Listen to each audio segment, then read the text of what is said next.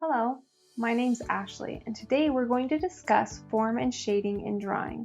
Let's get started. So form and shading in drawing is what we add to an object that we have drawn that makes it look real to life. In other words, we'll be able to take these type of pictures that are just lines, images on a page, and turn them into something three-dimensional that we feel like we can pick up and touch and hold.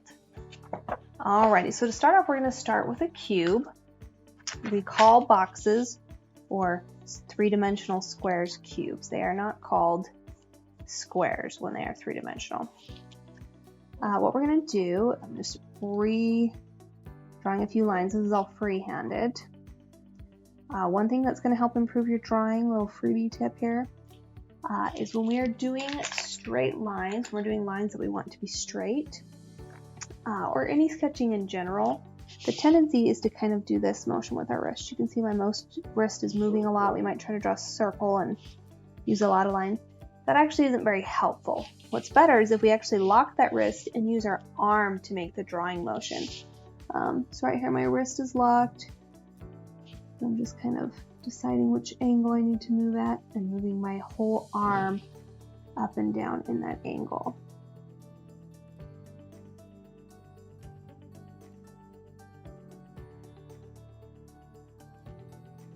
Okay, that's better. All right, so for the purpose of this square, we're going to say that our light source is coming from around this angle. It's coming in and hitting us right about here, okay? What that means is this side of the box is going to be the lightest side. It's going to be what we would call a halftone. So you have several types of light and shadow that are involved in shading. The first is a halftone. The second would be shadow. Then you'd have core shadow, reflected light, and highlight, which is actually part of light. Okay, now what I've done here is I've just got in with a 2B and I've shaded in that whole square. If you don't know what I'm talking about when I say 2B, go ahead and check out one of our videos, knowing your supplies and what supplies to buy and what to use. Okay, and I've used my finger to smear it in. You may use a Tertullian if you prefer. There we go. So that's going to be my halftone. That's one of the light areas of the box. A square typically isn't going to have like a specific highlight. A cube isn't going to have a specific highlight. But if you wanted to show that spot off where the light was most directly hitting, you could go in with an eraser and kind of mark that out. So the next spot we'd want to do is we have to determine which side is going to be the darkest. That's where the core shadow of this box is going to be. For this one, it's probably going to be over here if our light's coming down like this. So we know that that's got to be pretty dark.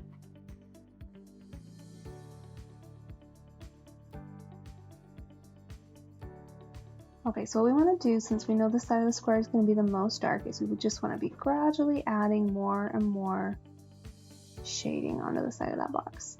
Now I've kind of come to a point where I probably won't be able to add any more with this 2B, so then I can pull out a 4B and go over it again if I want to. I might decide also to go kind of back and forth.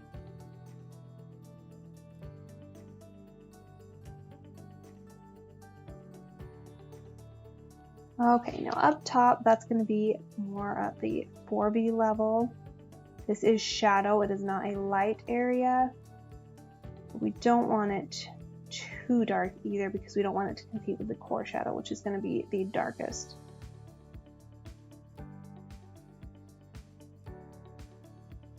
You can see how that is definitely darker than our halftone. Now this side might not be dark enough because we did just go over with a 4B, which is the same dark pencil we just went over the other side with. So if that's not dark enough, we will go ahead and grab a 6B. 6Bs are nice and dark, and they will give us an extra depth to this. I'm going to go in there, I'm going a little bit hard. You don't want to press too hard or you're going to carve into your paper. Don't carve into your paper. Okay, perfect. That gives us a much darker section.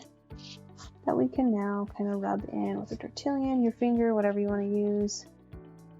I'm trying to be proper and use a tortillon today, but honestly, your finger's fine.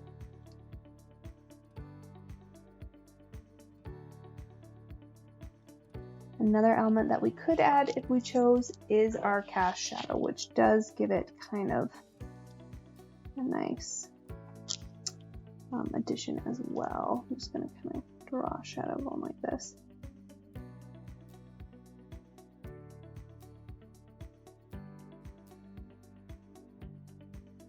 There we go. So there is shading, form and shading on a cube.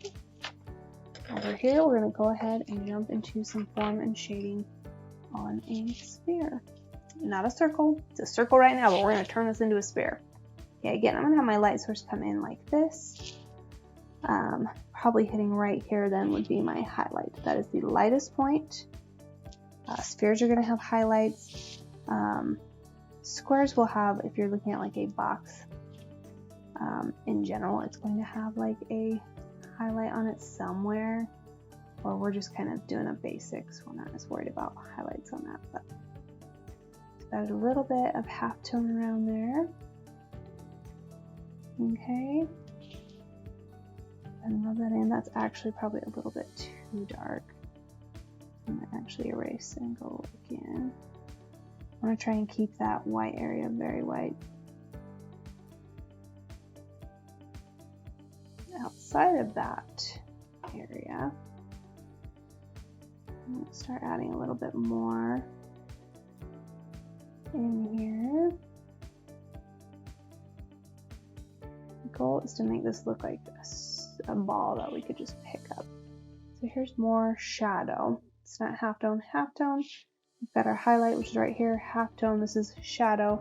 And then in this area here, the farther we get away from the light is going to be that core shadow. I'm getting that a little darker.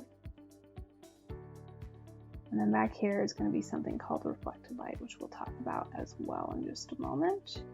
It's still part of shadow. It does have the word light in it. That does not make it light. Okay, and again, that's probably not going to be dark enough, but you can kind of see how that's beginning to take shape. Might have to go around and edit our sphere a little bit. Get them a little bit more looking round and not like a football. Okay, so what we're going to do next is we're going to take that 4B and go in with just a little bit more. And I'll actually just go ahead and jump straight to my 6B for the core because I know that needs to be really dark. Start getting it nice. It's good to keep it in a round shape too because this is a ball, so we do want this to kind of follow that type of curved shape that we've got going. Okay, and I'll come in to do some reflected light. Now reflected light, I said we were talking about it in a minute, we're going to talk about it right now, is actually light that hits the table, bounces down, hits the table, the object, whatever it's sitting on, and bounces back up. So it's light that's reflected from the table into the shadow. So it still needs to look like shadow. We don't want it to be as light as our halftone, but we don't want it to be as dark as this core shadow either.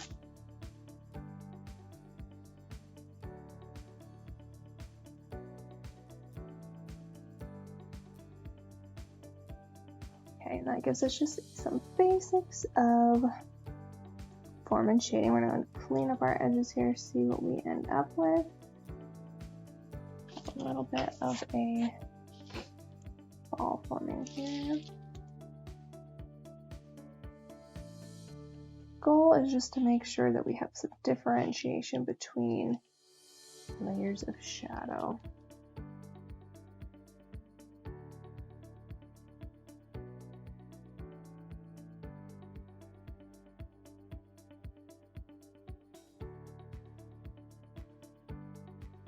Alrighty, and there's some basics of form and shading with graphite pencil. Alright, that's all I have for you today.